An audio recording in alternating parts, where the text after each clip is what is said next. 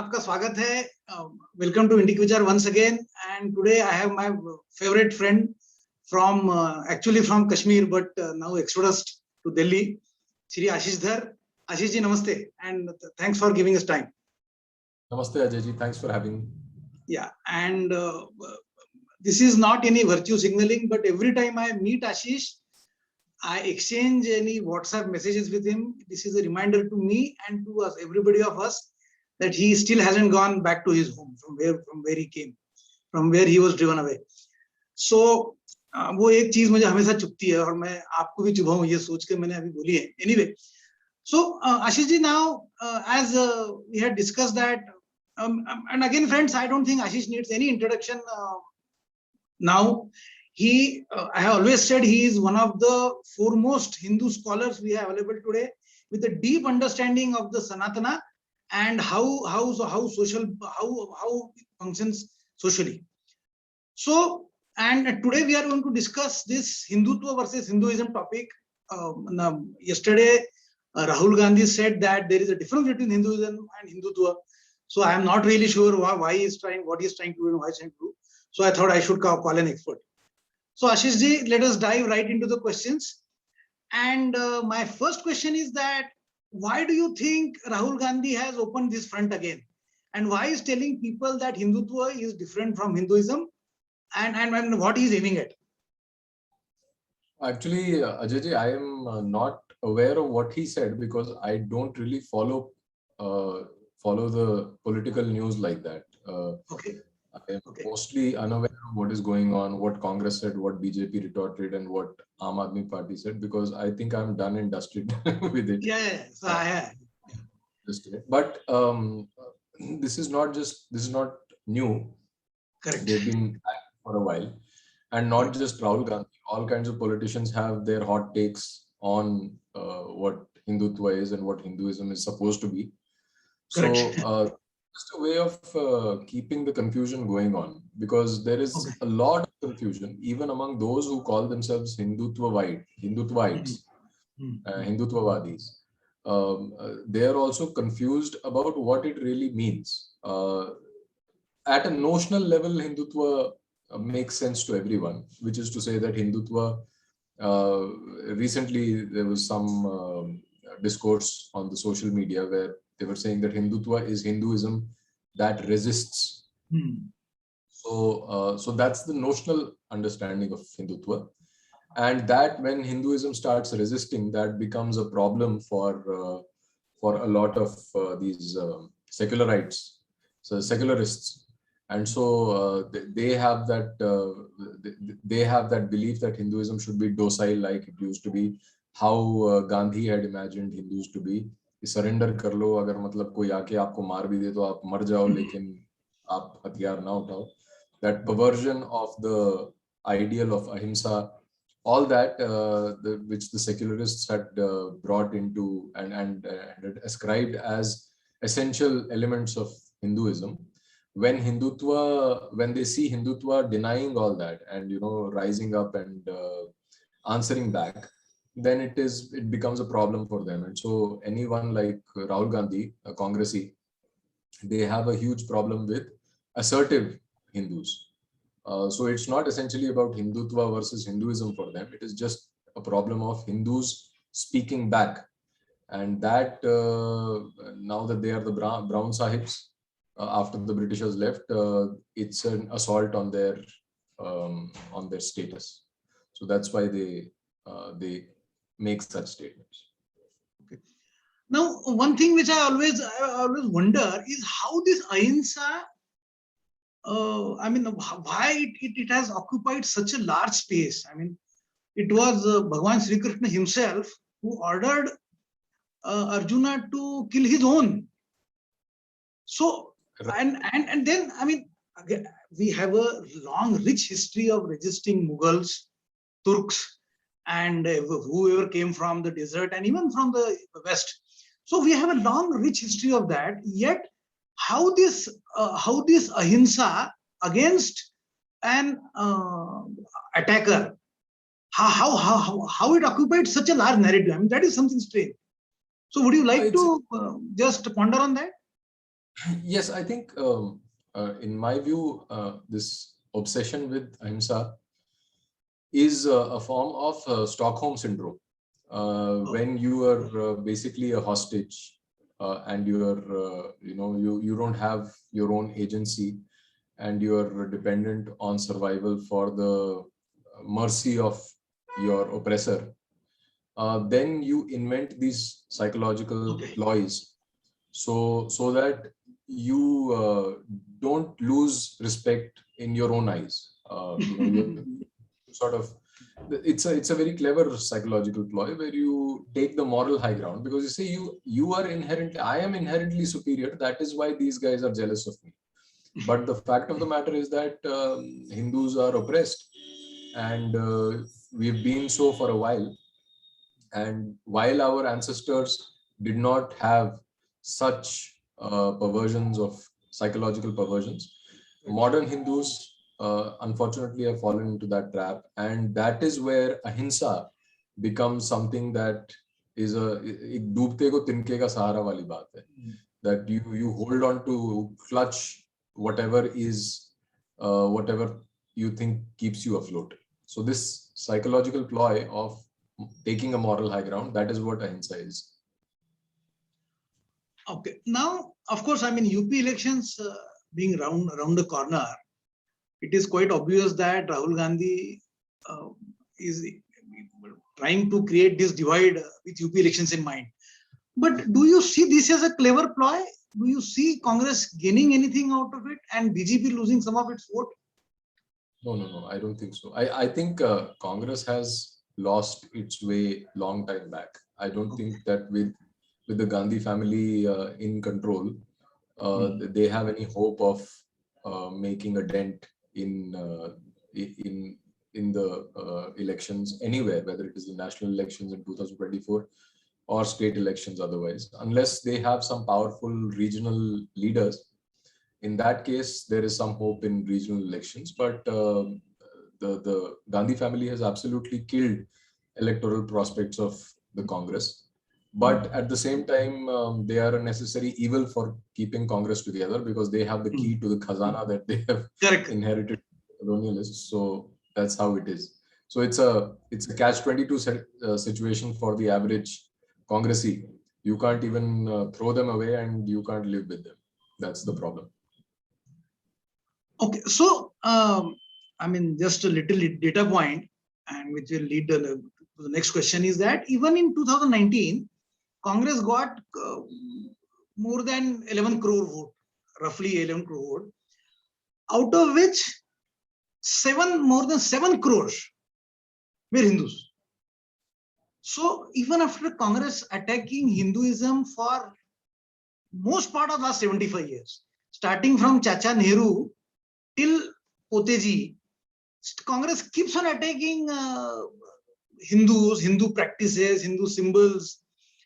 Yet Hindus, the 7 crores Hindus voted for them. So what it is, I mean, you told that is the Stockholm syndrome, but I say Stockholm syndrome when I don't have any way out and I am at the mercy of the kidnappers, then I am praising myself and giving that olive branch to myself is okay.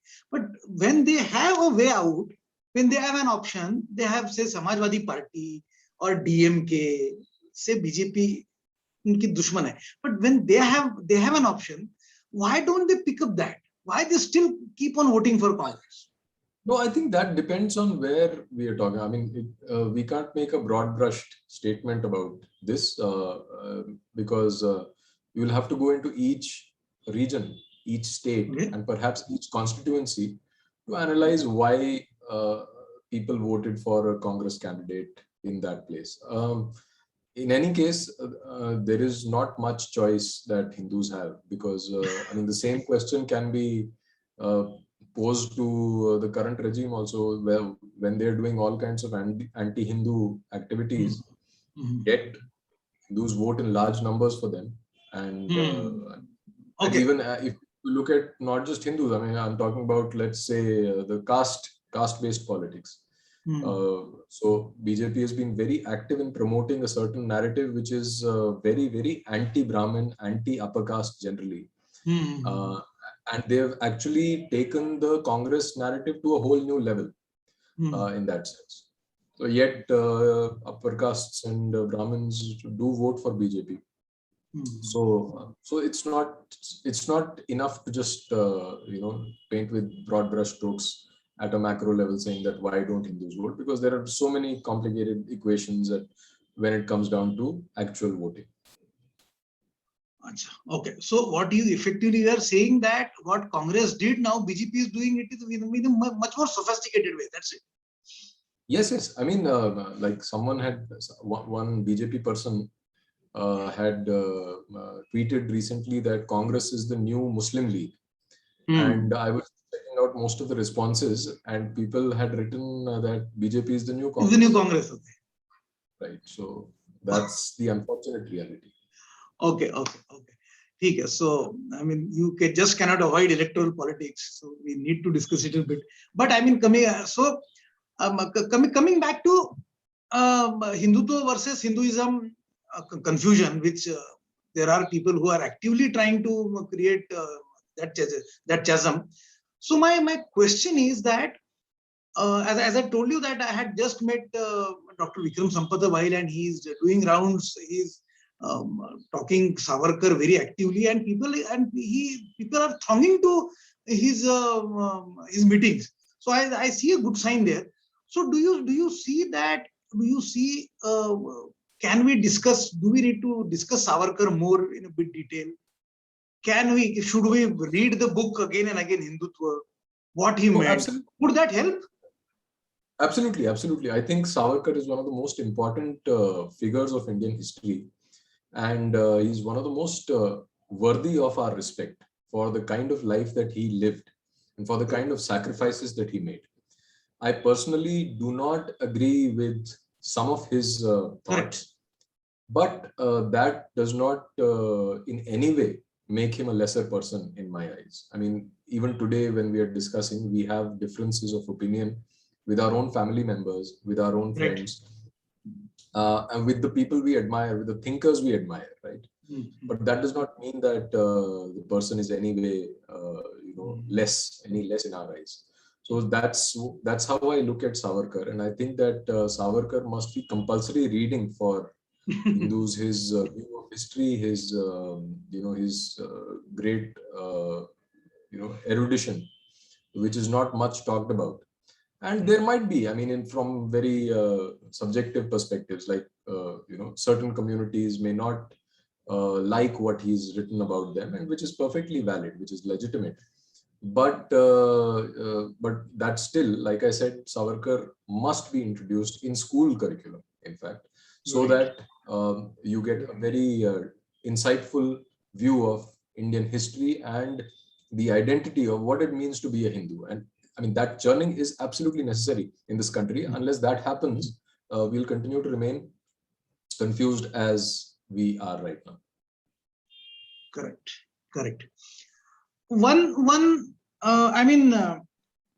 Savarkar being a Marathi, so the awareness in Maharashtrian is naturally more compared to, say, North or other regions. Though he is, I believe that he is really eulogized more in North.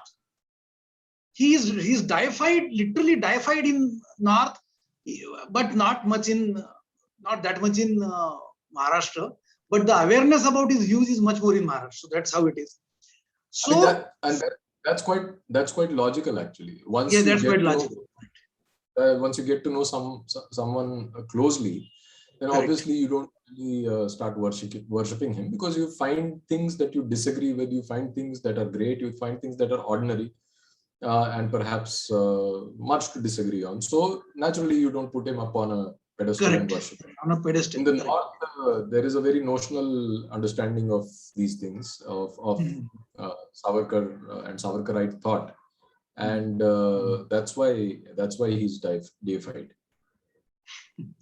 So, I mean, just to let a small story here is that there was when Atal Bihari spoke at length about Savarkar, and he said that Savarkar means tark.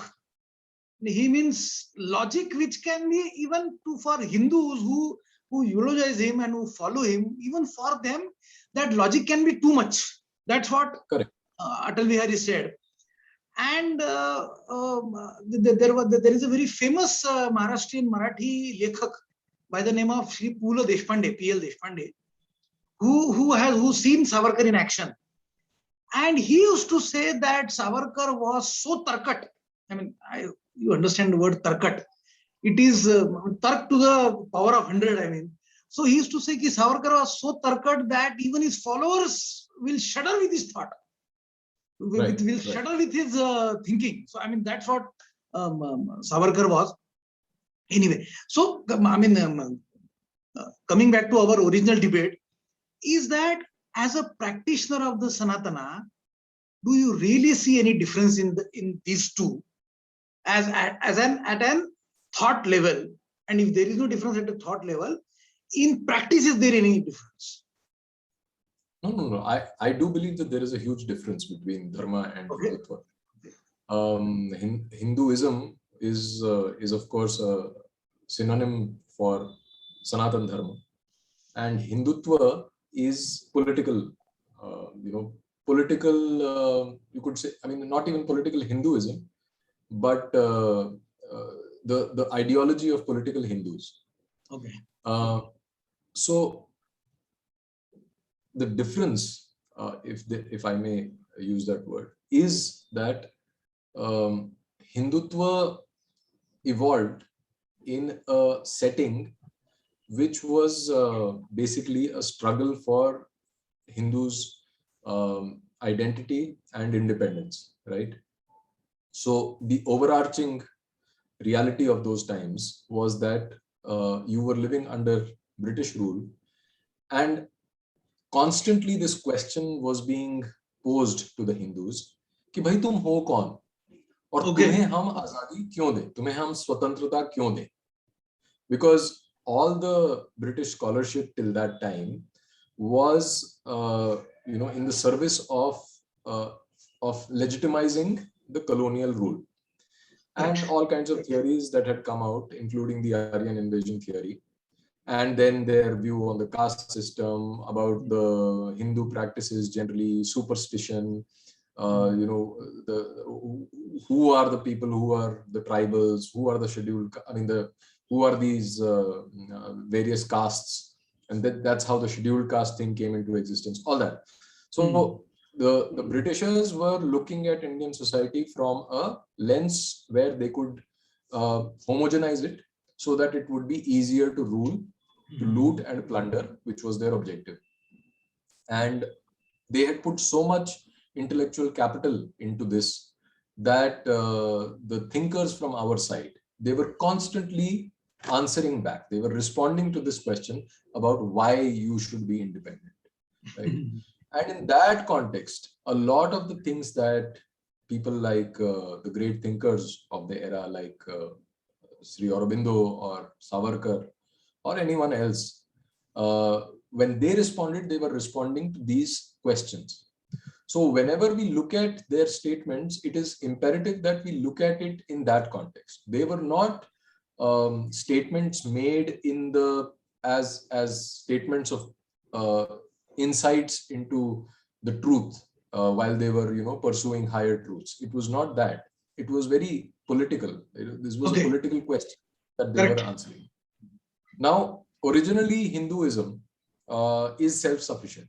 The Sanatan Dharma does not need any accessory to defend itself, because in the traditional scheme of things, you have the 4 varnas, and Kshatriyas are responsible for the protection of Dharma, and not just fighting, for what protection. Is the fighting for? In ideally, what is it that the Kshatriya is fighting for? Yes, in real politics, you could say that there is expansion of territory, there is resources, there is all that. But in theoretical terms, in the philosophical framework, the Kshatriya is fighting for establishing Dharma. And wherever there is adharma, the Kshatriya is duty bound to to expand his territory, so the people are brought into the ambit of Dharma and they are saved from the what is called Matsya Nyaya, which is the big fish eating the small fish, right? So that's the logic of Kshatriya Dharma. Now, when there is, I mean, after the Britishers came, which coincided with the Industrial Revolution, the consequences of Industrial Revolution, the whole structure of society, it broke down, and what was initially the Jati system, where each Jati was associated with a certain occupation and a certain Varna. When that system broke down, then you had a need, there was a vacuum created, where with the rise of new nation states and people, I mean, this whole movement of self-determination of people, where people are saying that we are a nation. So likewise, the Hindu people at that time, they were staking claim for nationhood. And in that, Hindutva became important, because then it had to fill in that gap, which resulted from the breakdown of the Jati Varna system. So essentially, Hindutva is that stopgap arrangement where you are part of an alien, what you call, socio-political setup, where you're still dabbling with the question whether democracy is really suitable for something like dharma to thrive. And while you are answering that question, while you are finding out ways in which you can bring back a more suitable system, or evolve into a more dharma-centric polity, till that time Hindutva is an absolute necessity. So that's what Hindutva really is, in my view, and which is very different from Hinduism, because like Hinduism is dharma, Hinduism is all-encompassing, while Hindutva, in my view, is a stopgap arrangement. Okay, so I mean, there is another Marathi saint by the name of Sant Ramdas Swami. His name was Ramdas Thosar, and he was Shivaji's one of the gurus. So Right. he also wrote a grantha by the name of Das Bodh. Okay. And that teaches you that that's a small kind of a critique on the Gita. So Gita is, say, up there. So he has made a watered down version, which is understandable to the common man. And there he says that some of the things he says that you have to respond back. You cannot, I mean, अगर सामने वाला जिस तरीके से आपसे बर्ताव कर रहा है, you have to respond back in the same kind. And I thought that's what how the development came through. Of course, Ramdas Swami happened much before Savarkar, but I thought that some of that thread runs through, that you have to respond to this situation, which is much different than when Hinduism was in existence. Exactly. So if you, I mean, if I just go back to what I was saying and try to connect what you just said with that. So when Shri Ramdas, when he wrote that Granth, he's basically, so he's basically drawing from the teachings of the Bhagavad Gita. Correct. And the Bhagavad Gita, in that Shri Krishna is actually inspiring Arjun to take up arms. Correct. Because that is his dharma, which is on account of him being a Kshatriya. It is Arjun and only Arjun who is supposed to do that. It is the Pandavas and the Kauravas who are supposed to fight, not anyone else, because that's and their dharma is to fight because they are Kshatriyas. So, so this whole confusion about whether Jati or Varna is birth-based, is action-based or whatever. I mean, that's an unnecessary confusion, because the Gita is absolutely clear about that. Now the thing is, when, like I said, the spirit of responding and to protect your people and to expand the dharmic territory so that more and more people benefit from that is the Kshatriya spirit. And when the Varna Vyavastha breaks down, so in Chhatrapati Shivaji's time, it was still a traditional way of organizing. There were still kingdoms and empires, and so this whole approach by Samarth Ramdas ji, it led to the rise of Chhatrapati Shivaji. Resistance, correct.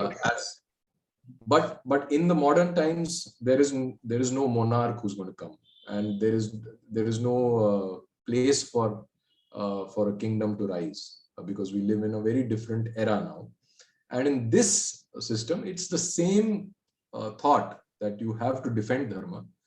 But how do you defend it? Because dharma is just on one leg and you don't have the institutions. So that is why I said that unless we evolve into a more Hindu-centric and a more dharmic sort of polity, till then this is necessary. So the Hindutva in its current form is the only option that we have. So, I mean, one last corollary, which I had asked with this question only itself, is that as a practitioner of the Sanatana Dharma, do you see as an Hindu, I need to be Hindutva-vadi once, and then when I come back home, I need to go back to become a Hindu? I mean, something of that sort, or it is seamless? How do you see it? Like I said, I mean, if you look at the secular world itself, secularism imposes an artificial duality in your identity. Okay. You have the public sphere and you have the private sphere. And because we live in secular times, and we live in a kind of world where that seamlessness is not there anymore, which our ancestors used to have. So the same thing applies here also, that you are essentially a Hindu, but when you are engaged in any kind of politics, which includes, whether it is, debating, or whether it is participating, voting, anything, any kind of politics would require you to look at politics through the lens of Hindutva. If you are really serious about the collective strength of the Hindu community, and as a consequence of that, the collective strength of dharma. So if you are concerned about that as a Hindu, then the only option right now is to use the tool of Hindutva and to use the lens of Hindutva to analyze politics. If you don't do that, then you're basically in no man's land. Right. Oh, nice, Ashish ji. It was great. So thank you so much. Friends, please support us, help us, like us, and share our videos. Ashish ji, thank you again. See you again.